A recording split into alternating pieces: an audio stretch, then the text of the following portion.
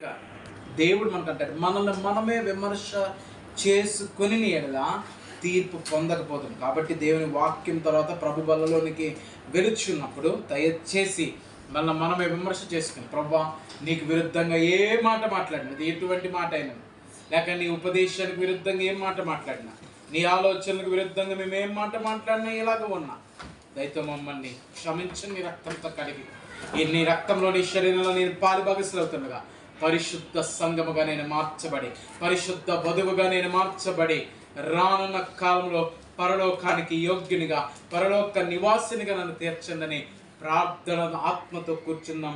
దేవునికి మహిమ కలుగును కాక. మంచిది. ఈ దినము ఆగస్ట్ నెల మొదటి ఆదివారం. దేవునికి మహిమ కలుగును గాక.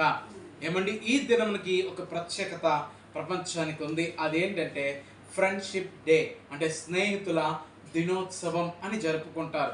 స్నేహితులు దినోత్సవం నిజంగా అందరము దేవుని వాక్య ప్రకారము 3వ యోహాను పత్రికలో ఒక మాట రాయబడి ఉంటుంది. ఏమని రాయబడి ఉంటుందో 14వ వచనం. శీఘ్రముగా 3వ యోహాను పత్రికకు ఎన్నో అధ్యాయాలు లేవు, ఒకటే అధ్యాయం ఉంటుంది కాబట్టి 14వ వచనం అని నేరుగా చెప్తున్నాను. చాలా జాగ్రత్తగా వినండి. ఏమని తెలుసా? శీఘ్రముగా నిన్ను చూడ నిరీక్షించుచున్నాను, అప్పుడు ముఖాముఖిగా మాట్లాడుకునేదము, నీకు సమాధానం కలుగునుగాక. మన స్నేహితులు నీకు వందనములు చెప్పుచున్నారు, నీ యొద్దనున్న స్నేహితులకు పేరు పేరు వలసిన వందనములు చెప్పుము. సంఘాన్ని స్నేహితులతో పోల్చింది దేవుని వాక్యం. దేవునికి మహిమ కలుగునుగాక. అంటే దేవుడు సంఘంలో ఉన్న వారందరూ కూడా ఏ భావం ఉండాలంట? స్నేహ భావం, స్నేహితులుగా ఉండాలి. ఎందుకంటే వారి మధ్య వ్యత్యాసం, వారి మధ్య తారతమ్యాలు,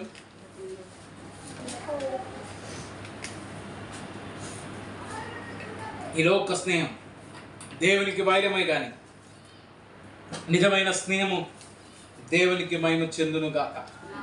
నిజంగా దేవుని వాక్యము ఏం సెలవిస్తుందో యోహాను సువార్త 15వ అధ్యాయం. ఈరోజు మనతో మాట్లాడుతున్నటువంటి దేవుని మాట యోహాను సువార్త 15వ అధ్యాయం 15వ వచనాన్ని దయచేసి చదువుతా. దాసుడు తన యజమానుడు చేయు దానిని ఎరుగడు గనుక మిమ్మును దాసులని పిలవక స్నేహితులని పిలుచుచున్నాను. చాలండి. నేను ఇక మిమ్మును దాసులని పిలవక స్నేహితులని పిలుచుచున్నాను అని మాట్లాడాడు. కానీ దేవునికి స్నేహితులు అవ్వాలంటే ఒక్కసారి అదే 14వ వచనాన్ని చదువుతాం. నేను మీకు ఆజ్ఞాపించిన వాటిని చేసిన యెడల నేను ఏం ఆజ్ఞాపిస్తానో దాన్ని మీరు చేసిన యెడల మీరు నా స్నేహితులై. దేవుడు అంటున్నాడు, మీరు నా స్నేహితులు, ఇక మిమ్మల్ని దాసులని పిలవను. ఎందుకని? నేను ఆజ్ఞాపించినవి మీరు చేస్తున్నారు. ఒరే చెప్పులు తొడుక్కోండి అంటే చెప్పులు తొడుక్కున్నారు, చెప్పులు తీసేయండి తీసిచ్చారు. బట్టలు తీసుకెళ్ళొద్దురా, ఒక జత తీసుకెళ్ళంటే ఒక జత తీసుకెళ్ళారు. మీరు ఆయా గ్రామాలకు వెళ్ళొద్దంటే ఆ గ్రామాలకు వెళ్ళదు, ఆ గ్రామాలకు వెళ్ళండి. మీరు ఆజ్ఞాపించిన వాటన్నిటిని మీరు చేశారు కనుక ఇక మిమ్మల్ని నేను దాసులని పిలవను. నేను మిమ్మల్ని ఏం చేస్తాను? స్నేహితులని పిలుస్తాను. నిజంగా దేవునికి స్నేహితులు అవ్వాలంటే అబ్రహాము దేవునికి స్నేహితుడని ఎంతో గంభీరముగా దేవుని వాక్యం చెప్తుంది. అబ్రహాము నీ స్నేహితుడు. ప్రజలు ప్రార్థనలో కూడా నీ స్నేహితుడైన అబ్రహాము అని ప్రార్థన చేశారు. స్తోత్రాలు. మన కొరకు ఎవరైనా అలా చేయగలుగుతారా ప్రార్థన? లేక మన పూర్వీకుల్లో ఎవరి కొరకైనా నీ స్నేహితుడైన ఫలానా దాసుడు, ఫలానా దైవజనుడని చెప్పగలుగుతామా? దేవుని కుమారులుగా, లేకపోతే దేవుని పిల్లలు, లేకపోతే దేవుని దాసులు, దేవుని దైవజనులు అని చెప్పడానికి దేవునికి స్తోత్రము. కానీ ఇతడు దేవుని స్నేహితుడు అని చెప్పడం చాలా తక్కువ, చాలా తక్కువ. కానీ దేవుని స్నేహితుడు, అందరం దేవుని స్నేహితులమే. ఎప్పుడవుతామంటే తెలుసా? ఆయన ఆజ్ఞాపించి వాటన్నిటినీ మనము చేస్తే మీరు నా స్నేహితులైంది. అప్పుడు మీరు దాసులు అవ్వరు. దాసుడు తన యజమాను చేయు దానిని ఎరుగడు అని ఉంటుంది. చూడండి 15వ వచనంలో, దాసుడు తన యజమానుని చేయు దానిని ఎరుగడు గనుక ఇక మిమ్మల్ని దాసులని పిలవను. ఎందుకని? యజమానుడు దాసులకు అన్ని చెప్పాల్సినంత అవసరత ఉందా? ఒక ఇంట్లో యజమానుడు ఉన్నాడు అనుకోండి, ఆ ఇంట్లో పనివారు ఉన్నారనుకోండి, ఆ పనివారికి అన్నీ చెప్పాల్సిన అవసరత లేదు. చెప్పాల్సిన అవసరం లేదు. ఎందుకు చెప్పాలి? వాడు దాసుడు, వాడికి అవసరం ఏంటి? కానీ ఎప్పుడు చెప్తాడు తెలుసా అన్ని విషయాలు? ఆ దాసుడే స్నేహితుడిగా పిలువబడుతున్నాడు అనుకోండి, ఏం చేస్తాడు? అన్ని విషయాలు చెప్తాడు, ఏ దాపరేఖం లేకుండా. రే ఈరోజు సంబంధంకి వెళ్ళాను రా, లేకపోతే అలాగుందరా ఎలాగుందరా. అతడి స్నేహితుడైతే ఎందుకని? అతడు ఆజ్ఞాపించు వాటన్నిటి నమ్మకముగా యథార్థముగా చెప్పిన దానిని చెప్పినట్లుగా చేస్తున్నాడు కాబట్టి స్నేహితుడయ్యాడు. ఇక మిమ్మల్ని దాసులను పిలవలేను. స్నేహితుడు, మై ఫ్రెండ్, మై బడ్డీ, మై బడ్డీ, మై ఫ్రెండ్.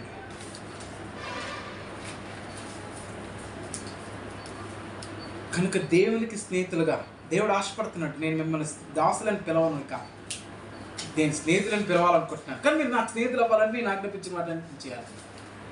అంత మాత్రమే కదా. ఆయన కొన్ని విషయాలు మనం చూస్తే సామెతల గ్రంథం 18వ అధ్యాయం 24వ వచనం చూడండి ఒకసారి. సామెతల గ్రంథం 18వ అధ్యాయం 24. నీకు నాకు పోటీ ఈరోజు ఎవరు చదువుతారో చూద్దాం. సామెతల గ్రంథం 18వ అధ్యాయం 24వ వచనం.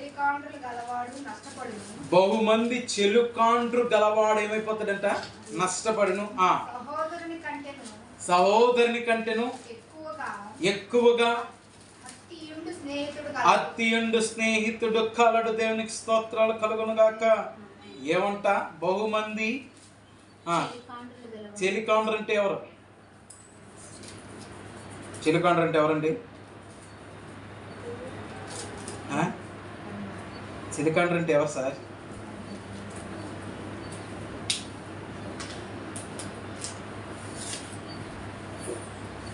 చెలికాండ్రు అంటే కంపానియన్స్ అంట. కంపానియన్స్ అంటే ఒకవేళ దీని అర్థం మనం చూడగలిగితే, కంపానియన్స్ అనే దాని అర్థం చూడగలిగితే చూద్దాం ఒకసారి. దేవునికి మహిమ. కంపానియన్స్ మీనింగ్ చూడాలి. ఇలాంటివి ఒకసారి రేట్ అవుతుంది.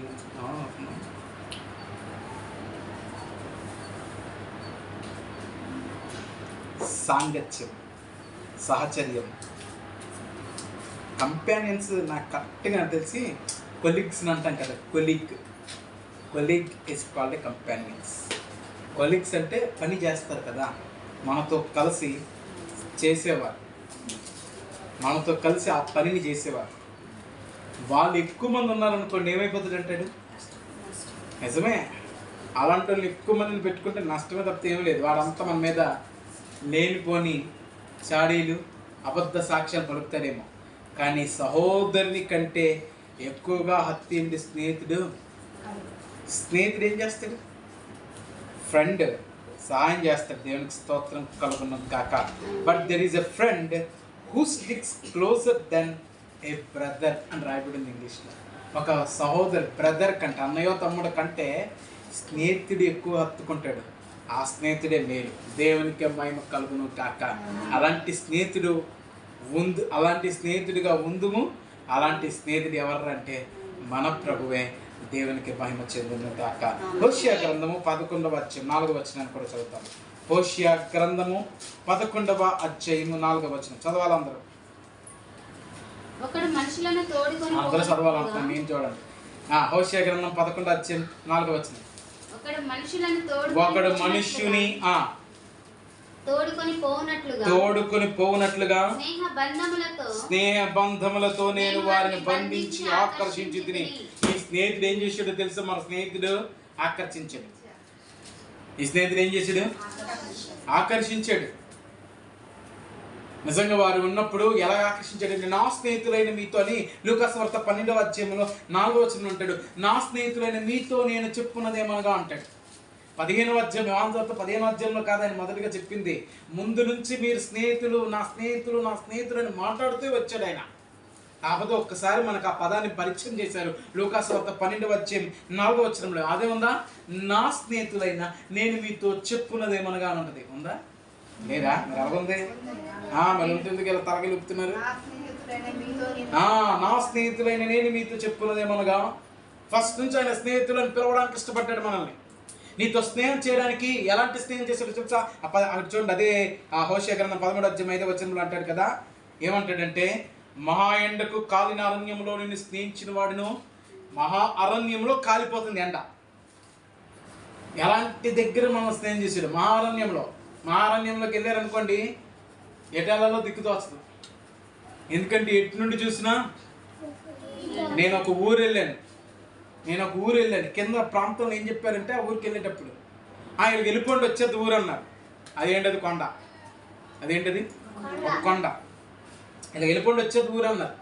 నేనేం చేశాను, ఎటు నుండి చూసినా దారి కనపడుతున్నాను కదా, ఎటు వెళ్ళిపోతున్నాను తిరుగుతూనే ఉన్నాను.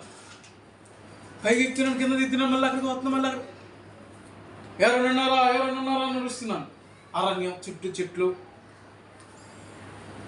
మళ్ళీ అన్న ఎలగబండి వస్తే జాగ్రత్త చూసుకుని వెళ్ళి అన్నాడు కిందడాడు. ఇంక పరిగెట్టుకుంటూ కిందకి వచ్చింది. మరే మీకు 100 రూపాయలు ఇస్తే నాతో ఎవడన్నా వస్తాడా అన్న. ఆ 100 రూపాయలు అనగా నాకు ఇద్దరు బయలుదేరే అన్న మేము వస్తాం, ఆ 100 రూపాయలు ఇచ్చే అన్నారు. ఒరే ఇస్తాడు నాయన ఇవ్వకుండా ఎందుకు. మేము ఆ కొండపైకి ఎక్కేసరికల్లా సాయంత్రం 6:30 7 అయిపోయింది. నేను వెళ్ళాల్సిన ఇంటికి వాళ్ళు నన్ను డ్రాప్ చేసి డబ్బులు తీసుకుని వెళ్ళిపోతున్నారా అన్నారు.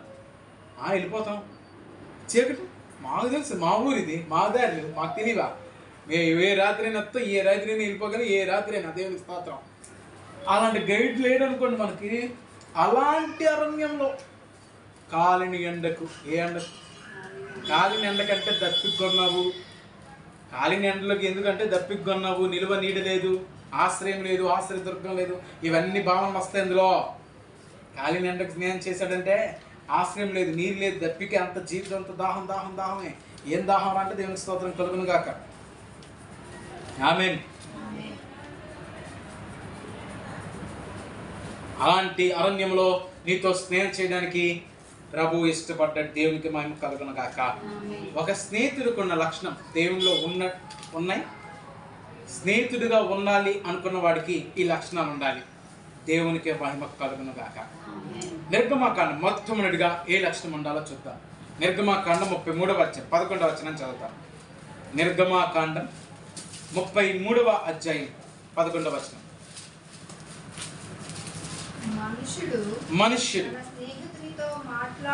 మనుష్యుడు తన స్నేహితునితో మాట్లాడినట్లు యెహోవా మోషేతో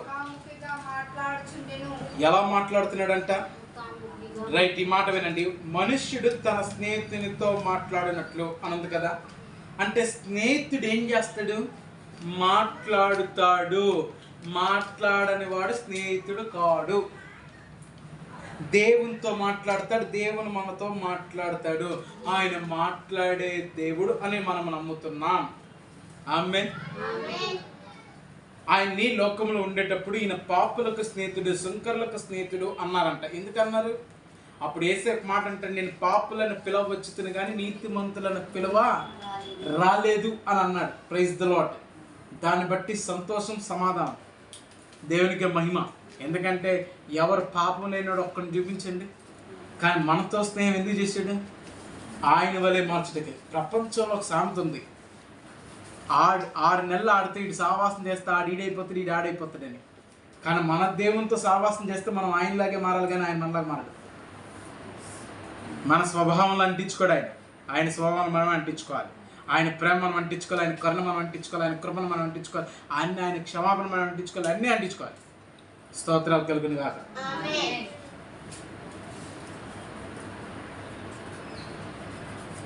మా వినపడుతుంది ఈ మాటలు. ఆయన ఈ లోకంలో ఉన్నప్పుడు ఈయన పాపులకు స్నేహితుడు, సుంకరులకు స్నేహితుడు, వాళ్ళకి స్నేహితుడు. వేసాను, నేను పాపను పిలవ రాలేదు ఆయన, వాళ్ళతో స్నేహం చేసి. మీకంటే ముందుగా వేశ్యలను, సుంకరులు పరలోకానికి వెళ్ళిపోతారు. మీకంటే ముందుగా మీరు వస్తారా లేదు చూసుకోండి. ముందు మేము పరిశుద్ధులం ఒకరిదొప్పులుగా చేస్తున్నారు కదా, మీరు ముందు వస్తారా లేదు చూడండి. మీకంటే ముందు వేశ్యలు, సుంకరులు వెళ్ళిపోతారు. ఎందుకంటే వాళ్ళు మారు మనసు పొందడానికి ఇష్టపడ్డారు, వాళ్ళు దేవుని మాటలు వినడానికి ఇష్టపడ్డారు, వాక్యం వినుటతో ఆయన ఆపుకున్నారు. స్తోత్రం. మన స్నేహితుడు ఎంత మంచి, మనతో మాట్లాడటానికి ఇష్టపడతాడు. స్నేహితుడు ఎవరైనా మాట్లాడాలి, మాట్లాడకపోతే అది స్నేహితుడు కాదు. స్నేహితుల్లో మాట్లాడకుండా ఎంతసేపు ఉంటారు? అసలు దేవునితో మాట్లాడకుండా చాలామంది దినాలే గడిపేస్తున్నారే. మళ్ళీ నేను దేవునికి స్నేహితుడిగా ఉండాలనుకుంటున్నాను, మీరు నాకు స్నేహితులైతే నేను ఆజ్ఞాపించిన చేయగలుగుతాను. ఆయన మనతో స్నేహం చేయాలనుకుంటున్నాడా? ఆయన మన నుండి వెళ్ళిపోతుంటే ఒకరోజు ఒక ఆయన ప్రార్థన చేస్తున్నాడు, మొక్కలేసి ప్రార్థన చేస్తుంటే ఆయన దర్శనాన్ని చూస్తున్నాడు. ఒక దర్శనంలో యేసయ్య అలాగ నడుచుకుంటా ఆయన వదిలిపెట్టి వెళ్ళిపోతున్నాడు. వెళ్ళిపోతుంటే ఏంటయ్యా వెళ్ళిపోతున్నావు, వెళ్ళిపోతున్నావు? ఆయన పలకట్లే మోక్కలేసి ఏడ్చి కన్నీరు విడిస్తే అప్పుడు యేసయ్య మరలా వెనక్కి వచ్చి ఆదరింపబడ్డాడంట ఆ దర్శనంలో. ఇది నాకు 12 సంవత్సరాల వయసుప్పుడు ఈ సాక్ష్యాన్ని విన్నాను. దేవునికి మహిమ. 28 సంవత్సరాల క్రితం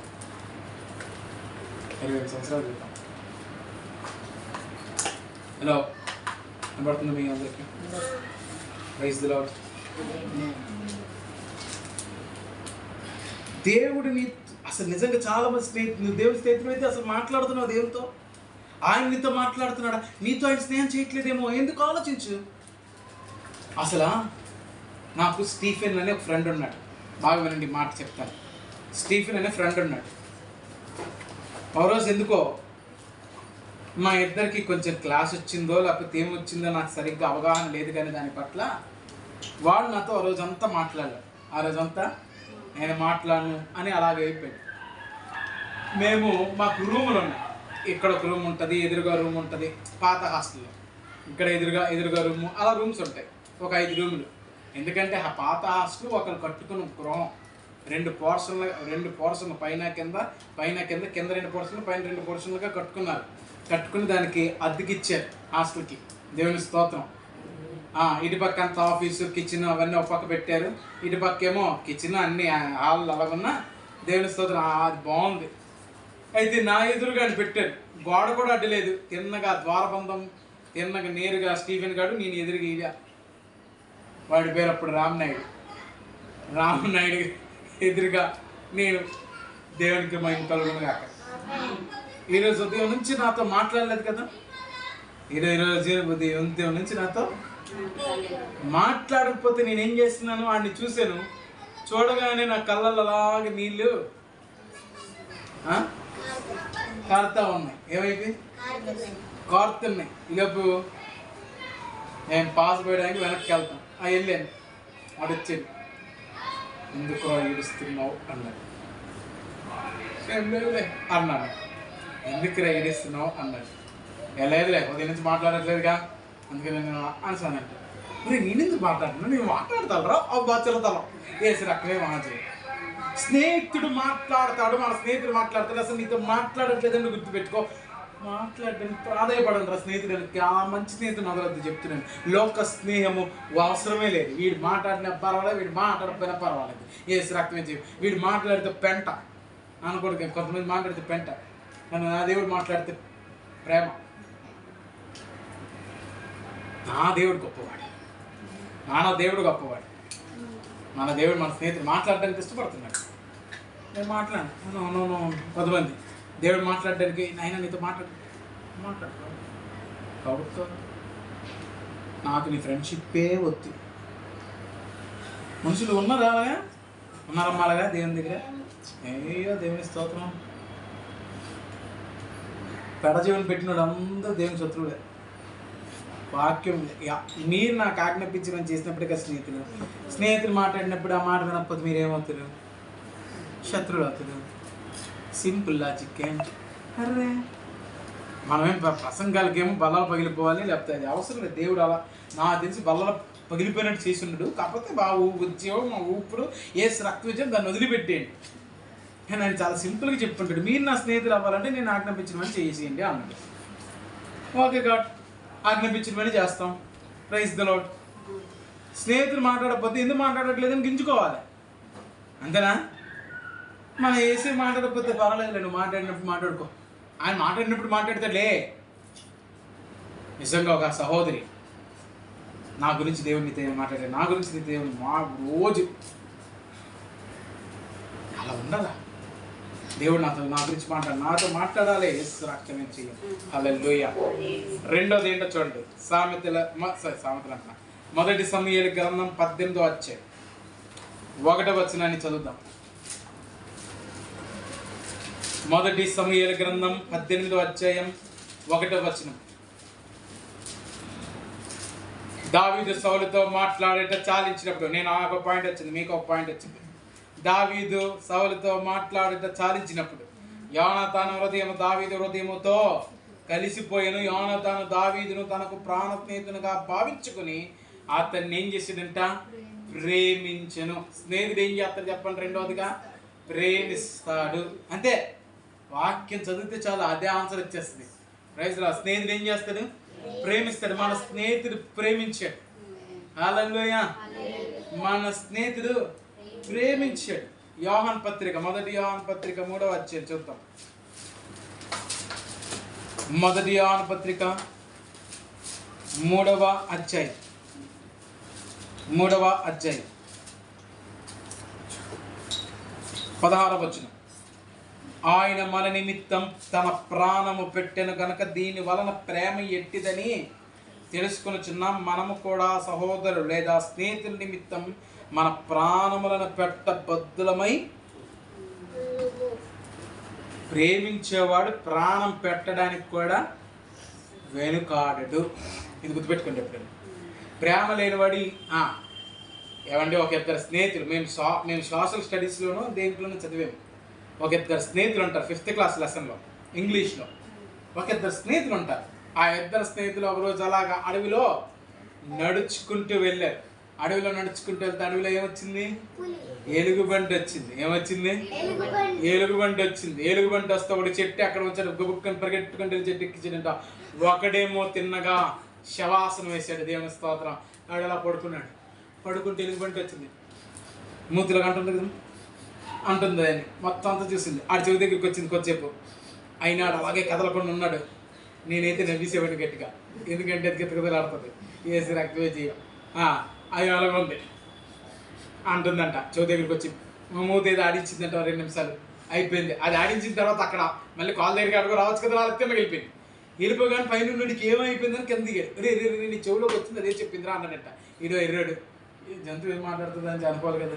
ఈ షోలో ఏదో చెప్పింది అంత చెప్పు అంటుంది కదా. ఏం చెప్పింది అంటే, ఏం లేదురా నీలాంటి స్నేహితులు మాత్రం నమ్మొద్దని చెప్పింది అన్న. ఏలాంటి స్నేహితులు మాత్రం స్నేహితులు అందుకే అంటాడు కదా. సామెతల గ్రంథం 17వ అధ్యాయం 17వ వచనంలో ఈ మాట ఇలాగ సెలవిస్తుంది. చూడండి, సామెతల గ్రంథం 17వ అధ్యాయం 17వ వచనం. నిజమైన స్నేహితుడు విడువక ప్రేమించును, దుర్దశలో అట్టివాడు సహోదరుడుగా. నిజమైన స్నేహితుడు ఏం చేస్తాడంట?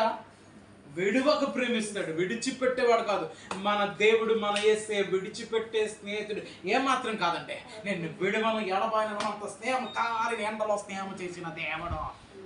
అలాంటి దేవుడు మన దేవుడు. విడువక ప్రేమిస్తాడా? ప్రేమ ఎట్టిదంటే ప్రాణం కూడా పెట్టడానికి వెనకాడదు. రాంటది ఏమంటది? ప్రాణం పెట్టేస్తుంది. స్తోత్రం. ప్రేమ అమర్యాదగా నడవదు. నిజంగా స్నేహితుడి గురించి ఎంతమంది పక్కోడి దగ్గరికి వెళ్ళి ఎన్ని పిత్రులు చెప్పుకుంటున్నారో దేవునికి స్తోత్రం కలుగునుగా. కనకూడదు కానీ ఎన్ని చాడీలు చెప్పుకుంటున్నారు స్నేహితుడు అని చెప్పి. ఏమండి, స్నేహితుడు ఒక అమ్మాయిని ఏదో ఇష్టపడ్డాడంటే అదే స్నేహితుడు ఆ అమ్మాయిని లైన్లో పెట్టుకున్నాడంటే ఇదేం చరిత్రలు రా దేవుడి స్తోత్రం. వీళ్ళకి అసలు ప్రేమ లేదు. ప్రేమ లేని వీళ్ళు ఎవరో అసలు. ఓన్లీ నీకు అంటే లవ్ మ్యారేజ్. నాకు లవ్ ఫస్ట్నే ఇష్టం ఉండదు. స్తోత్రం. కాకపోతే వాడిని వీడిని మోసం చేయడం ఏంటి, వీడి వాడిని మోసం చేయడం ఏంటి, డబ్బుల దగ్గర మోసం. ఏమండి, నీకు ఇచ్చేస్తా ఆ డబ్బులు అని వేడెక్కించడం, మళ్ళీ సెలవడిపోవటం. మన స్నేహితుడు ఏం చేస్తాడు? విడివక్క ఏం చేస్తాడు? ప్రేమిస్తాడు. ప్రేమ గలవాడు ప్రాణం పెడతాడు. ప్రేమ లేనివాడు ప్రాణం తీస్తాడు. స్నేహితులు ప్రాణం ఇచ్చారు అంటే అర్థమైంది చెప్పండి. ఆయనకేం లేదు ప్రేమ. నాకు కొంతమంది స్నేహితులు పచ్చిపూతులు మాట్లాడుకుని రీలే స్నేహితులు అనిపించింది. ఇదే స్నేహం అసలు? పచ్చిపూతులు మాట్లాడుకుని ఇదా స్నేహం? స్నేహం అది కాదు. స్నేహించడం కూడా అది కాదు. వీళ్ళని బూత్తో పిలిచి అదే స్నేహం అంటే. మా ఇద్దరు ఫ్రెండ్స్ ఎవడో చెప్పాడు.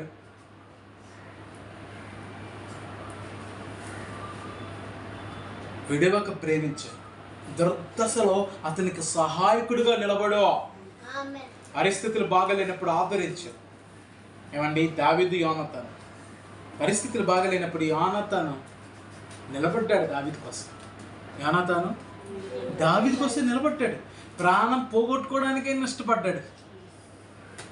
ఇసిరిచాడంట సౌలు కొడుకు మీదే కత్తి ఇసిరిచాడు. ఎవరి మీద? కొడుకు మీద. పట్టి క్యాప్ని ఇసిరిచాడు.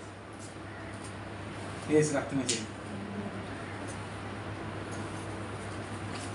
అదే గట్టిగా కిటికీగా మధ్యలో పడింది. అలాగే పడింది ఆ రోజు కూడా. సౌలు ఇసిరితే సౌలు ఇసిరాడు. యోనాతానుకి తగల ఏటి ఇసిరితే ఏటి మామూలుగా ఉంటుందండి, ఒడిస్తే చప్పని కడుపు లోపల దిగిపోద్ది. అలాంటి ఈటి ఇసిరితే మళ్ళీ అంటే ఆడంగా కొట్టుదాం, తిట్టడం ఒకటి.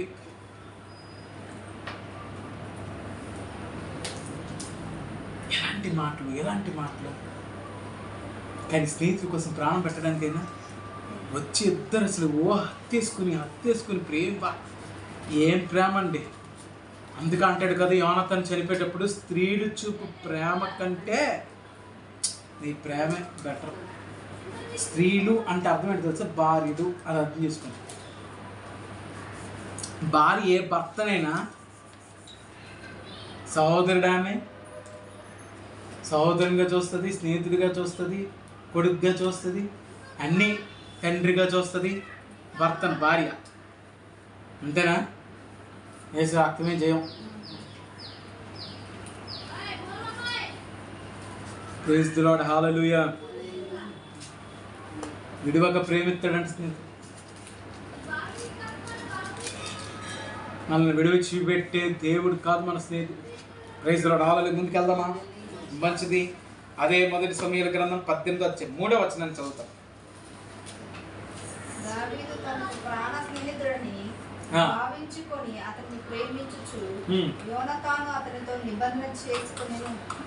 స్నేహితుల మధ్య ఏముంటుంది చెప్పండి? నిబంధన. ఏముంటది? లేదా ప్రమాణం. అదే మొదటి సమూయేలు 20:17 వచనాన్ని కూడా చదువుతాం. యోనాతాను దావీదును తన ప్రాణ స్నేహితునిగా ప్రేమించను గనుక ఆ ప్రేమను బట్టి దావీదు చేత మరలా ప్రమాణము చేయించను. దావీదు చేత ప్రమాణం చెప్పించాడు. అందుకే దావీదు ప్రమాణం తప్పిపోలేపాడు మెఫీబోషెతు విషయంలో. స్నేహితుల మధ్య ఏముంటుంది చెప్పండి? మన దేవుడు, మన యేసయ్య మనకేం చేశాడు? ప్రమాణం చేశాడు, నిబంధన చేశాడు. నిత్యము ఆయన మనకు దేవునిగా ఉన్నాడు, నిత్యం ఆయన మనకు తండ్రిగా ప్రభువుగా ఉన్నాడు. మనకి ఏ కష్టం వచ్చినా, ఏ శ్రమ వచ్చినా, ఏ ఇబ్బంది వచ్చినా, ఏది వచ్చినా ప్రమాణం చేసాడు. కాబట్టి ప్రమాణమును బట్టి, ఆ స్నేహమును బట్టి దేవుని దగ్గరికి ధైర్యంగా, ఎవడ పర్మిషన్ అవసరం లే. నా పర్మిషన్ ఉంటే నేను వేసే దగ్గరికి వెళ్ళాలి, నా పర్మిషన్ లేకుండా నువ్వు ఎలా వెళ్తావు? కొంతమంది ఇది ఒక బోధ చేయడం ప్రారంభించారు. నా పర్మిషన్ లేకుండా నువ్వు ప్రార్థన కూడా చేయకూడదంటే ఎవడు? దెయ్యం. సాతానే చెప్పుద్ది అలాంటి మాటలన్నీ. దేవుడు ఎందుకు చెప్తాడు? నా పర్మిషన్ లేకుండా దేవుని దగ్గరికి వెళ్ళాలి. నువ్వెవడు వస్తావు పర్మిషన్ ఇవ్వడానికి? చెప్పాడు బైబిల్ గ్రంథంలో ఎవరికైనా? నీ పర్మిషన్ లేకుండా పేతురు ఎవరు నా యుద్ధకు రావడానికి వీల్లేదని, నీ పర్మిషన్ లేకుండా పౌలు ఎవరు నా యుద్ధకు రావడానికి వీల్లేదని. ఎవరైనా ప్రార్థన చేయాలని మరి లెటర్ రాయాలన్నమాట. ఆ రోజుల్లో పత్రిక అంటే లెటరే కదా. ఒక లెటర్ రాయాలి, పౌలు గారు నేను ప్రార్థన చేయొచ్చా దేవునికని. అలా లేదు కదా. దేవుని దగ్గరికి వెళ్ళడానికి కూడా పర్మిషనా? హాయిగా నిర్భయంగా వెళ్ళచ్చు. కాకపోతే సేవకుడిగా ఎందుకుంటావు తెలుసా? ఎలా ప్రార్థించాలి, దేవుని దగ్గరికి వెళ్ళేటప్పుడు నీ స్నేహితుడిని ఎలాగ నువ్వు ప్రేమించాలి, ఎలాగ ఆయనతో ప్రమాణం చేయాలి, ఎలాగ నిబంధన చేయాలో సేవకుడు నేర్పిస్తూ వస్తాడు. అందుకే సేవకుని పాత్ర చాలా వేరండి. అనుకున్నట్టు కాదు సేవకుని పాత్ర. ఒక పక్క దేవునితో స్నేహం చేయాలి, ఒక పక్క ఏమో ప్రజల పక్షమున ప్రతినిధిగా మార్చబడాలి. ప్రభువునకు ఏది ఇష్టమో దాన్ని తెలియపరుస్తూ, ఎలాగుంటే మీతో దేవుడు స్నేహం చేస్తాడు, ఎలాగుంటే దేవుడి ప్రమాణాలు మీ జీవితంలో నెరవేర్చబడతాయి, దేవుని చేసిన ప్రతి ఎన్నో నిబంధనలు చేశాడు మనతో, అవన్నీ తప్పక నెరవేరుస్తాడు. ఆమేన్. ఎన్నో ప్రమాణాలు, ఎన్నో ప్రవచనం ఒక ప్రమాణం. నేను దీవిస్తాననేది ఒక ప్రమాణం కదా. నీకు స్వస్థత ఇస్తాననేది ఒక ప్రమాణం. నాకు దేవుడు ప్రమాణం చేశాడు అంతే. నేను నీకు ఆరోగ్యం కలగజేసేది అన్నాడు, ఆరోగ్యం కలగజేసాడు అంతే. ప్రమాణం తప్పిపోయిన స్నేహితుడు కాదు మన యేసయ్య. అందుకే నేను ప్రమాణం ఇందాకలా ఆయన కీర్తనకారుడు గురించి చదువుతుంటే ఆహా ఏమి ప్రమాణం, ఏమి ప్రమాణం. నాకు ఆ మాట ఎంత నచ్చింది. 106 వచ్చిన 119 కీర్తన 106 కీర్తన గ్రంథము 119 అధ్యాయం 106 వచ్చిన చూడండి ఒకసారి. నీ న్యాయ విధులను నేను అనుసరించదనని నేను ప్రమాణము చేసి ఉన్నాను, నా మాట నెరవేర్చదని. ఎవడు చెప్తాడండి మనుషుల్లా? భక్తుడు చెప్పాడు. మనం ఆ భక్తులుగా మార్చబడాలి. నేను ప్రమాణం చేశాను చెప్పొచ్చు. చాలా మంది ప్రమాణాలు ఎలా ఉంటాయి తెలుసా? నా తర్వాత నువ్వేనన్నా. ప్రమాణాలు ఉన్నాయి, మనుషుల ప్రమాణాలు. మనకు వాళ్ళతో పెద్ద ఇది లేదు. దేవిస్తారు అంటారు. ప్రమాణం నేను నెరవేర్తాను, నెరవేర్చావు. నేను ఒకరికి చెప్పాను వస్తాను, ఒక దగ్గరికి వస్తానులే. కానీ నేను ఎందుకు చెప్పాను తెలుసా? ఏదో ఆశించి చెప్పలేదు అతనికి. నేను ప్రమాణం చేసింది నా మాట నెరవేరుస్తాను, ఎందుకంటే నువ్వు నాకు సహాయం నేర్పావు. నేను నీకు తప్పక సహాయం చేస్తాను. నేను రాలేదు, నేను చెయ్యను, నాకు సహాయం చేయండి, చేస్తాను. సహాయం అన్నావు కదా, చేస్తాను. దేవునికి భయపడదు. దేవునితో మరి ప్రమాణం చేసింది. దేవునికి తప్పు చేసిన ప్రమాణాలన్నీ, నాతో నీవు చేసిన నిబంధనలన్నీ నెరవేర్చుచుంటివే, నీతో చేసిన తీర్మానములు స్థిరపరచితివే. స్థిరపరిచేవా? ప్రమాణాలు స్థిరపరిచేవా లేదా? గంటకు పొంత అనుకూలంగా ఉంటే ఉంటాం, అనుకూలంగా లేకపోతే పక్కకి నెడతాం. అనుకూలంగా ఉందనుకోండి, అంత సవ్యంగా జరుగుతుంది అనుకోండి. మన బంధము చెప్పలే, అనుబంధము, మన బంధము, అనుబంధము విడదీయగలరా ఎవరైనాను, మరి ఏదైనాను. రాజా విడదీయగలరా ఇప్పుడు? అంతా బాగుంటే విడదీయగలరా ఎవరైనాను, మరి ఏదైనా నన్ను పాడతారు. కానీ ఒకవేళ ఏదైనా క్లాస్ వచ్చిందనుకోండి, అప్పుడు కూడా ప్రేమించగలరు. అప్పుడు కూడా నష్టం, అతడు ప్రమాణము చేయగా నష్టము కలిగినను మాట తప్పడు. దేవుని నేను దీవించింది కాకెచ్చాను, అంత గట్టిగా చెప్తున్నాను. అలా చెప్పాలి, అలా నోరు తెరవాలి, అప్పుడే ఆశీర్వాదం. వేస్తున్నాడు, ప్రమాణం చేస్తాడు. ఇంకా చూద్దామా స్నేహితులు ఏం చేస్తారో? దానియేలు గ్రంథం 2వ అధ్యాయం 17వ వచనం 18వ వచనం. దానియేలు గ్రంథం 2వ అధ్యాయం 17వ వచనం 18వ వచనం. ఎవరు గెలుస్తున్నారు? నేనే కదా గెలుస్తున్నాను, మీరు గెలుస్తున్నారు. ఎక్కడ మీరు చదవట్లేదు కదా. అప్పుడు దానియేలు తన ఇంటికి పోయి తన స్నేహితులైన హనన్యాకును, మిషాయేలుకును, అజర్యాకును సంగతి తెలియజేసి, తానును తన స్నేహితులను బబులోనులో తక్కిన జ్ఞానులతో కూడా నశింపకున్నట్ల కల యొక్క మర్మ విషయంలో పరలోకమందున్న దేవుని వలన కటాక్షం పొంది నిమిత్తమై ఆయనను వేడుకొనునని వారిని హెచ్చరించను. మన స్నేహితుడు ఏం చేస్తాడు? వేడుకుంటాడు. స్తోత్రాలు కలుగుగా కనుక ప్రార్థన చేస్తారు. స్నేహితుడు ఏం చేస్తాడు? ఏసీ ఏం చేస్తున్నాడా? మన స్నేహితుడు ప్రార్థన చేస్తున్నాడు. మనం స్నేహం చేయాలంటే మనం కూడా ప్రార్థన చేయాలి. ఆమేన్. బైబిల్లో ఒక మంచి మాట ఉంటుంది, నీవు నన్ను గురించి మొరపెట్టము, నేను నీకు ఉత్తరం ఇచ్చేదను. ఏమని ఉంటుంది? నీవు నన్ను గురించి, ఎవరి గురించి మొరపెట్టాలి? ఏసే గురించి మనం మొరపెట్టాలి. ఎవరి గురించి మొరపెట్టాలి?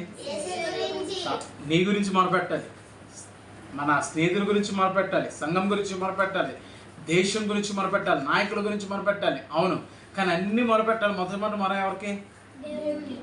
దేవుని గురించి మొరపెట్టాలి.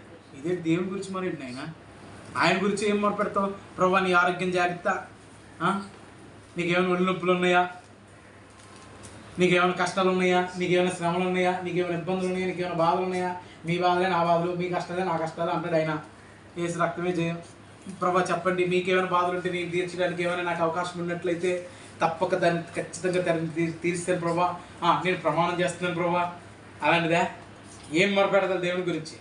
దేవుని గురించి మొరపెట్టడం అంటే అర్థం ఏంటి తెలుసా? యేసయ్యా నీవు నమ్మకమైన వాడుగా ఉంటావు కదా, నా విషయంలో నువ్వు నమ్మకంగా ఉండాలి, అది చెప్పాలి. యేసయ్యా నువ్వు స్వస్థపరచు దేవుడు కదా, నన్ను స్వస్థపరచండి. అదే ఆయన గురించి మొరపెట్టడం. ఆయన గురించి మొరపెట్టడం అంటే అది ఆయన ఏమై ఉన్నాడో ఆయనకి తెలియజేస్తూ ఇలాగ నా జీవితంలో మీరు ఉండండి అని చెప్పడమే ఆయన గురించి మొరపెట్టండి. ఆపత్కాలంలో నీవు నన్ను గురించి మొరపెట్టమంటే అర్థం ఏంటి? ప్రభా అన్ని దారులు మూసుకుపోయిన మోషేకి దారి తెరిచావు కదా, నా కోసం కూడా నువ్వు దారి తెరుస్తున్నావు, అది ఆయన గురించి మాట్లాడండి. అప్పుడే ఆయన ఉత్తరం ఇస్తాడు. నేను మోషేకి అలా చేశానంటే మోషే నాకు విధేయుడే, నువ్వు విధేయడం, అలాగే ప్రభా నేను విధేయుడు అవుతాను. తప్పకే అవిధేయుతుందో యేసునామమున నీ రక్తంలో నేను కడగబడుతున్న కాక ఆమేన్ అయిపోయింది. స్తోత్రం. మన స్నేహితుడు మన కోసం ప్రార్థన చేస్తాడు, మనము స్నేహితుల కొరకు లేదా సంఘం కొరకు ప్రార్థన చెయ్యి బద్దులమై ఉన్నాము. ప్రార్థన చేయండి. చేయరా ప్రార్థన? ప్రార్థన చేస్తున్నారా? ఎంతసేపు ప్రార్థన చేస్తున్నారు? నాకు అనవసరం. ఎవడో గంట అన్నాడు, ఆ గంట అన్నాడు గురించి చెప్తున్నా. చెప్పనా వద్దా? వద్దా చెప్పనా? ఎలా వస్తాడు గడ్డెక్కుతుంటే ఎవరో ఒకరు, ప్రార్థన గంట కూడా ఉండదు, అది 20 సెకండ్లు 30 సెకండ్లో పక్కన అయిపోద్ది. మళ్ళీ వదిలేసి ప్రార్థన. ఏమని చేసేవరా? అది మాత్రం 2 నిమిషాలు ఉంటుంది. ఏమని చేసావని చెప్పేది. ఈ ప్రార్థన మాత్రం మోకలేస్తే, అది కూడా మోకాలు కూడా పూర్తిగా కాదు, నిలువ మోకాలే ఉండదు, ఎప్పుడు అడ్డ మోకాలు. అంటే బలహీన కాలు నొప్పులు వస్తున్నప్పుడు మోకాలు వస్తాం కదా, ఆ మోకాలు. ఇంకా ఇప్పుడు ఆమె కూర్చుంది కదా కుమార్తె, అలాంటి మోకాలు. ఎంతసేపు ప్రార్థన? ఎంతసేపు చేస్తున్నారు ప్రార్థన? అంటే వారు చెప్పింది ఎక్కడంటే గంట సేపు అని. ఈ సాయంత్రం పూట కుటుంబ ప్రార్థనలో కూర్చుంటాం కదా, అప్పుడు గంట సేపు చేస్తున్నారు. అది చెప్పింది.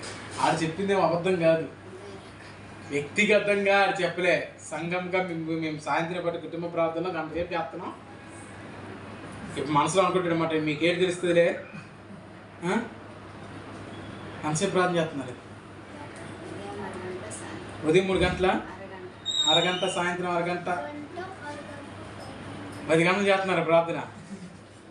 దేవుని స్తోత్రమే.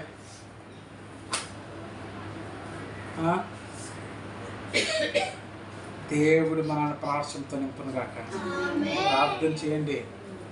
ప్రార్థనే ప్రతి దానికి అద్భుతం. రైట్, ముందుకెళ్దామా? సామెతల గ్రంథం 27వ అధ్యాయం 6వ వచనం. గమనించిన విషయం సారి మర్చిపోయిన ఒక వచనం చెప్పాలి. యోబు గ్రంథం 42వ అధ్యాయం 10వ వచనం చదవండి. యోబు గ్రంథం 42వ అధ్యాయం 10వ వచనం. ఇది చాలా మంచిది. ఈ ఆశీర్వాదాన్ని ఎలా మిస్ చేస్తాను నేను? చేయను. యోబు గ్రంథం 42:10. మరియు యోబు, వినండి మాట వినండి. మరియు యోబు తన స్నేహితుల నిమిత్తం ప్రార్థన చేసినప్పుడు యెహోవా అతని క్షేమ స్థితిని మరలా అతనికి దయచేసెను. మరియు యోబునకు పూర్వము కలిగిన దానికంటే 2 అధికముగా యెహోవా అతనికి దయచేసిన మాట గమనించండమ్మా. దేవుని బిడ్డ, స్నేహితుల కొరకు ప్రార్థన చేస్తేనే కానీ యోబు గారికి 2 ఆశీర్వాదం రాలే. మరి నీకు పూర్వ క్షేమ స్థితి మరలా ఇచ్చాడంట, 2 ఇచ్చాడు. దేవునికి మహిమ కలుగును గాక. అట్టి కృపగల ఆశీర్వాదం మనం పొందుదుము గాక. సామెతల గ్రంథం 27వ అధ్యాయం 6వ వచనం. సామెతల గ్రంథం 27వ అధ్యాయం 6వ వచనం. మేలును కోరి స్నేహితుడు పగవాడు లెక్కలేనన్ని అది ముద్దులు పెడతాడంట. పగవాడు మేలును కోరిని స్నేహితుడు ఏం చేస్తాడంట? ఒక మాట గట్టిగా అన్నాడంటే అర్థం ఏంటి? స్నేహితుడు గాయం అవుతుంది కదా. అప్పుడు ఆ స్నేహితుడు నన్ను అన్నాడు, ఆడు నన్ను అన్నాడు. ఎవడన్నా బాధపడ్డా కానీ స్నేహితుడు అంటే బాధపడుతుంది.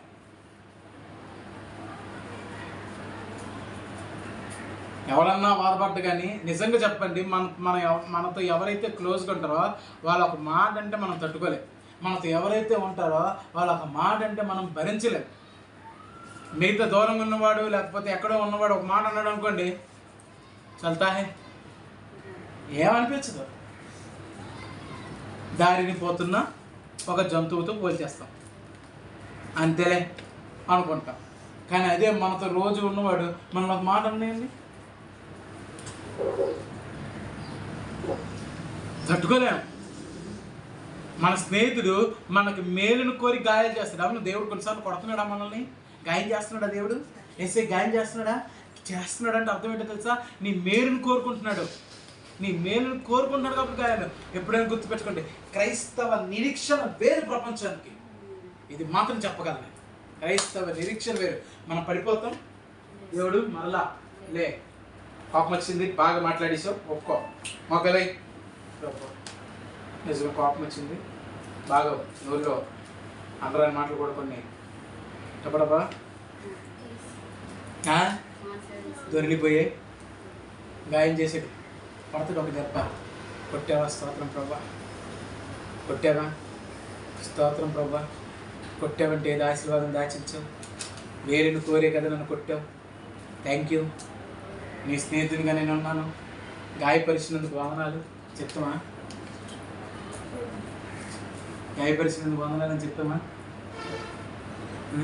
ఈ గాయాన్ని ఇస్తున్నాం, ఈ గాయం గాయము ఏమండి, దేవుని వాక్యం అంటే గాయం రేపువాడు నేనే, గాయం మాన్పవాడును, ఆయన మాన్పే దేవుడు, మన గాయం చేసి మేలు చేసే దేవుడు మనకు. హల్లెలూయా. ముందుకు వెళ్దాం. రైట్, వెళ్దామా వద్దా? చదవండి లూకా సువార్త 11వ అధ్యాయం 6 నుంచి 8 వచనాలు చదువుతాం. లూకా సువార్త 11వ అధ్యాయం 6 నుంచి 8 వచనాలు.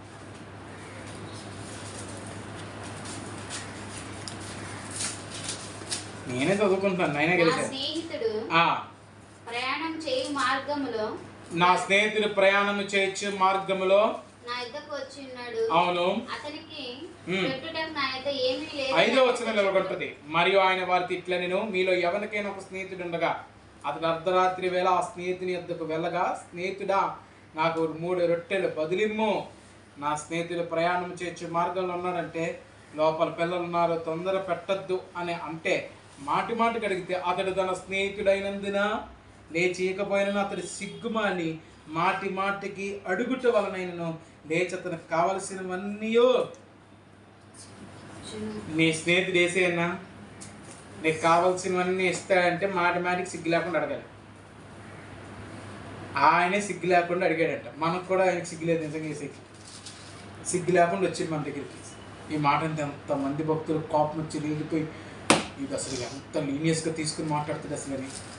నిజంగా ఏమంటాం, నీకు సిగ్గుంటూ ఒకసారి తర్వాత మాట్లాడవు అని అంటాం లేదా? అంటాం లేదా? ఎవరినైనా మనకు కోపం వస్తే మాట అంటాం కదా. మన భార్యనో మన భర్తనో పిల్లలనో నీకు సిగ్గుంటే నాతో మాట్లాడవరా అంటాం. కానీ నిజం చెప్పండి, సిగ్గు విడిచిపెట్టి ఏం చేస్తాం? మన దగ్గరగా ఉంటే దేవుడికి కూడా వేసే ఈ మాటను బట్టి నేను సంతోషిస్తున్నాను. కానీ ఆయన తప్పుగా అర్థం చేసుకోండి, ప్రజలంతా దయచేసి తప్పుగా, ఆయన కూడా సిగ్గు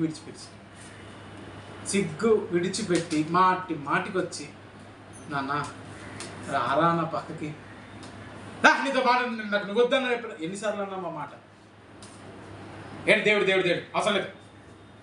ఇంకా నేను సిగ్గు విడిచి పక్కకు పెట్టి, అలా కాదురా, అలా కాదమ్మా, అలా కాదు తెల్లే, ఒకసారి అని ఉంటావు. అసలు దేవుడు సిగ్గుంటే అది మనసులో పెదవుల నుంచి వచ్చేది కదా, మనసులో నా ఎంబడి ఎందుకు పడుతున్నాడు ఆయన, నా ఎంబడి ఎందుకు పడుతున్నాడో, ఎవడు పడమని చెప్పాడు నా ఎంబడి ఆయన్ని? కొంతమంది నేను ఆయన వద్దు అనుకుంటున్నాను కదా. విడిచిపెట్టిన వెళ్ళిన ప్రతి వ్యక్తి వెంబడి పడ్డాడు ఆయన. మీకు తెలీదు, నేను విడిచిపెట్టి వెళ్ళిపోతాడా? విడిచిపెట్టి వెళ్ళిపోరా, ఆయనకేం ఫరక్ పడదు అనిపిస్తుంది, కానీ వదలలేడు. అలాగా వదలలేడు. వేసే తన యొద్దకు వచ్చి తర్వాత ఎవరైనా వెళ్ళిపోతే వదలలేడు దేవుడు. దేవుడికి ఎందుకు కోపం వస్తుంది తెలుసా? ఆయన చెప్పి అలిసిపోయాడు కాబట్టి. చెప్పి అలిసిపోయాడు ఆయన, అందుకే కోపం. వదలలేడు, మాటికి వస్తాడు. అమ్మా మందిరానికి రా అమ్మా, ఎవడొచ్చి అంటున్నాడు తెలుసా? బైబిల్లో ఒక మాట ఉంది, చాలా ఆశ్చర్యం మాట. మనం ఎవరిని ద్వేషించాలో ఎవరిని ప్రేమించాలో మన చేతుల్లో లేదు. చాలా సింపుల్ మాట, చెప్పితే షాక్. ప్రసంగిలో ఉంటుంది. మనం ఎవరిని ప్రేమించాలో ఎవరిని ద్వేషించాలో మన చేతుల్లో లేదు. అందుకే మనం ద్వేషిస్తున్నాం అంటే అర్థం ఏంటి? వాడికి దేవుడికే వాళ్ళ ఇష్టం లేదు, అందుకే నువ్వు ఇష్టపడదు. ఏమంటాడు? వాళ్ళని ద్వేషిస్తున్నావు కదా, నేను కూడా వాళ్ళని ద్వేషిస్తాను అంటాడు యేసయ్య సంఘంతో. ఎఫెసీ సంఘంలో మాట్లాడు. మీకు ఉందా ప్రసంగిలో? దొరికిందా మీకు ఏమైనా? స్నేహం చేయుటకైనను ద్వేషించుటకైనను నరుని వశము లేదని అని ఒక మాట ఉంటుంది ప్రసంగి గ్రంథం. ఎక్కడో ఉంటుంది, చూద్దాం. చూడకుండా వద్దులే. ప్రైజ్లో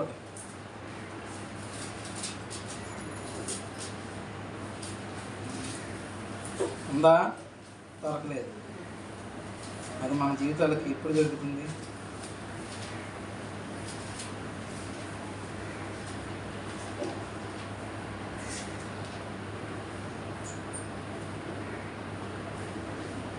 ప్రసంగి గ్రంథం 9వ అధ్యాయం 1వ వచనం.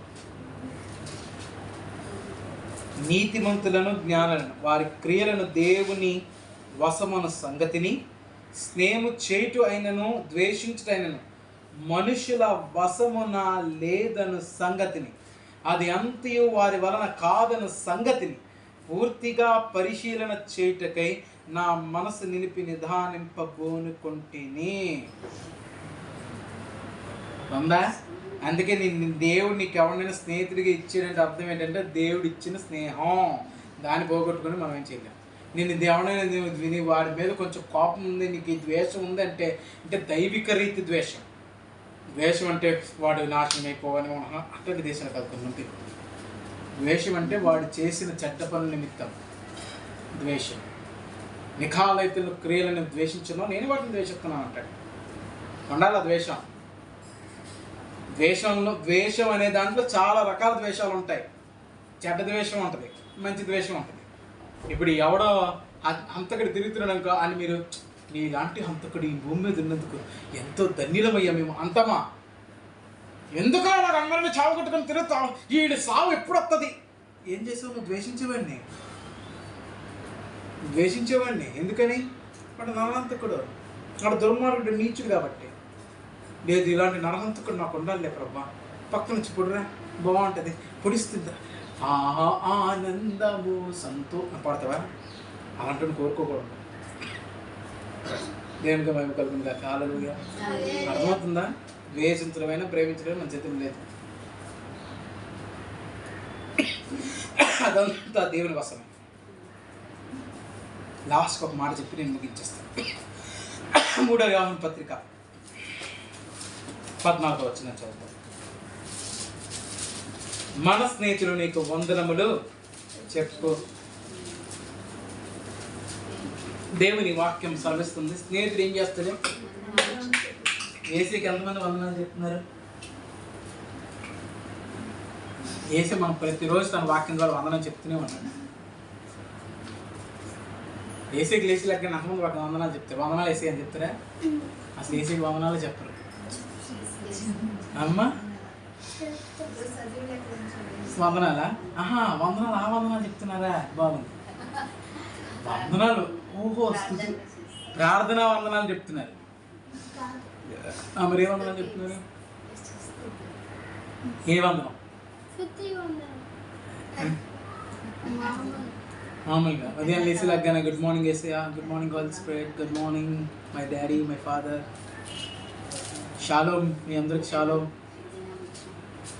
అసలు కనబడిన ఎవరికైనా వందనాలు చెప్తున్నారా మీరు? పిల్లలు చెప్తున్నారా? అడుగుతా నేను ఒక్కొక్క చెప్తున్నారు. ఇది వందనాలు కూడా కొంతమంది ఇలా వందనాలు, ఇదేం వందనరా? అవి మొక్కలు చూడొద్దని మళ్ళీ ఏమైనా అందరూ ఆ సేవకుడి దగ్గర ఉంటున్నాడు కదా ఆడందుకు ఇలా చెప్తున్నాడు. నేను ఈరోజు ఇలా చెప్పలేదు వందనం. మీరు కూడా ఒకవేళ నాకు వందనం అన్నారు, మీరు వందనాలన్నా వందనాలమ్మా. కొంతమంది అయితే వందనం మెట్లు దిగిపోతాం. వందనం ఇదా వందనం? మరియమ్మ గారి వందన వచనం వినగానే గర్భంలో ఉన్న శిశువు గంతులు వేశాడు.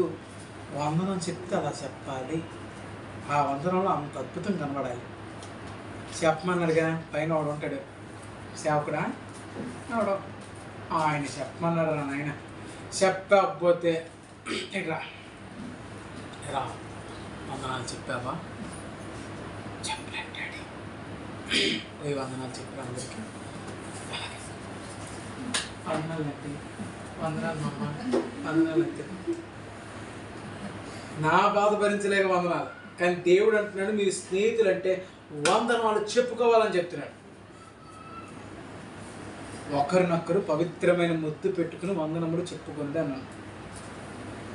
ఒక తల్లి ఉంది మా బంధువుల్లో తల్లి. ఉదయం లేచి లెక్కనే పిల్లలు ఇలా వందనాలు చెప్పగానే ఏది రాసరి ఇక్కడ చూపించి వందనాలు చెప్పండి ఏం చేస్తాను చెప్తాను. వందనాలు చెప్పండి వందనాలు కానీ వందనాలు అది అలా అలా పెడుతుంది. వందనాలు అందరికీ వందనం.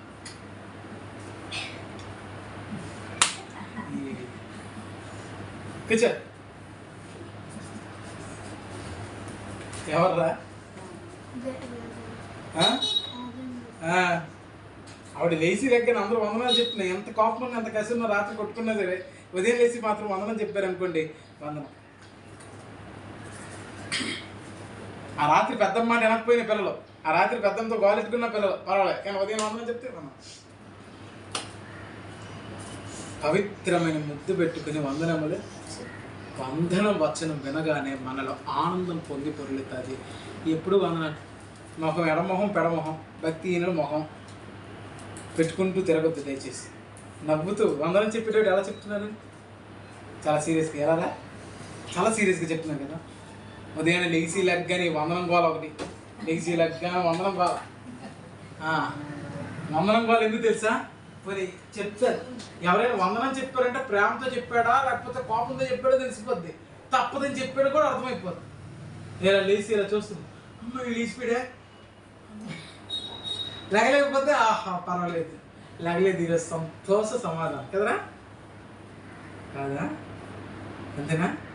లేచి కానీ అమ్మ లేచాడు అయ్యా మనకన్నా ముందు లేచి లేకపోతున్నాడు.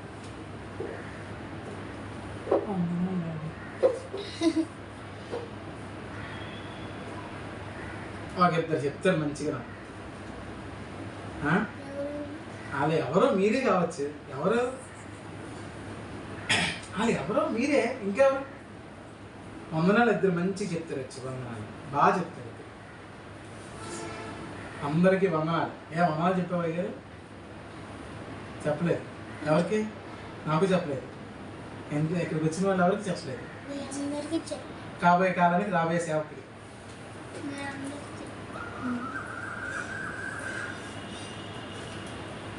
వందనాన్ని చెప్పి చూడండి బాగున్నారా? కనీసం బాగుందా? ఆరోగ్యం బాగుందా? రాత్రి దగ్గన్నారు కదా, దగ్గు తగ్గిందా? రాత్రి ప్రార్థన ఉన్నారు కేళ్ళ నొప్పులు బాబుతో ప్రార్థన చేయించుకున్నారు కదా, తగ్గిందా? పర్వాలేదు, ఇప్పుడు ఆరోగ్యం అవుతుంది. అలా మాట్లాడితే దేవుడు ఈ నోరుని ఇంకా బాగా తెరిచి స్వస్థత నోరుగా నోరుని తెస్తాడు. మీకు దేవుడు స్వస్థ ఇస్తాడు. అలా మాట్లాడడానికి ప్రయత్నిస్తాడు. నాకు ఈ మాట్లాడవచ్చు అసలు మాట్లాడటం అదేం చెప్తాడు మీకు తెలియదు.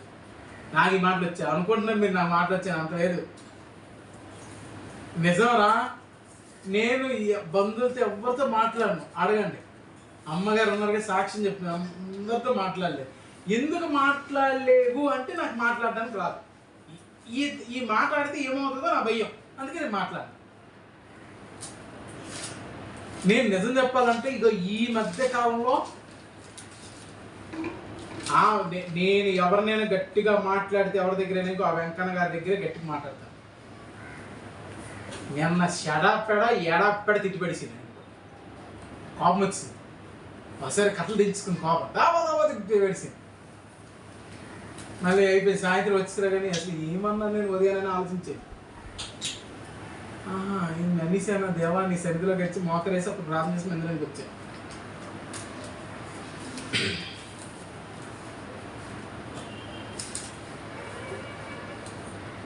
దేవుని స్తోత్రం. వందనాలు చెప్పుకుంటున్నారా? మీకు మీరు చెప్పుకుంటున్నారు అమ్మగారు వందనాలు? ఉదయం వేసి లెగ్గానే ఆ? వందనాలు ఎక్సిబా, వందనాలు అదస్సా, వందనాలు బన్ను, వందనాలు డేవిడ్. వందనాలు మీరు చెప్పాలి, వచ్చేవారికి చెప్పాలి, అందరికీ చెప్పాలి వందనాలు. ఫస్ట్ ఫోన్ చేయగానే, ఫస్ట్ ఫోన్ మాట్లాడగానే వందనాలు లేదా ప్రైజ్ తెలవాలి రావాలి. ఎవరితోనే మాట్లాడే పిల్లలు వందనాలు అమ్మా, వందనాలు. నేను చెప్తున్నాను కదా, ఒక్కరు మాత్రం ఫోన్ చేస్తే ఫస్ట్ చెప్పామా ప్రైజ్ ది లార్డ్ డాడీ అని చెప్తారు. ఒక్కరు ఎవరు అనేది మీరేగా, ఎవరు అనేది మీరే, ఒకరే చెప్తారు. ఫస్ట్ ఫోన్ చేయగలిగిన బయట ఉంటే వాళ్ళకి ఏదైనా అవసరం ఉంటే ఫోన్ చేస్తే ప్రైజ్ ది లార్డ్ డాడీ ఎక్కడున్నావు అని అడుగుతారు. అది రావాలి పిల్లల్లో. ఎందుకు వెంటనే చెప్తాడు ఫస్ట్ ఫోన్ చేయగానే వందనాలు అయ్యారని చెప్పండి అంటాడు. కొన్నిసార్లు ఏదైనా ఉన్నాడు అనుకో, ఏదో వేరే ఆత్మలో, అప్పుడు అంటాడు చెప్పన్నా చెప్పన్నా అంటే చెప్పన్నా నేను కూడా చెప్పన్నా అంట. ఆగండి అయ్యారు వందనాలు అంటూ అట్లా ఉంటుంది అనమాట. ఏమండి ఏమా యాసమ్మ గారు అయితే అసలు వందనాలు చెప్పకుండా మాత్రం ఉండరు. అసలు దేవునమ్మ గారు కనబడగానే వందనాలు.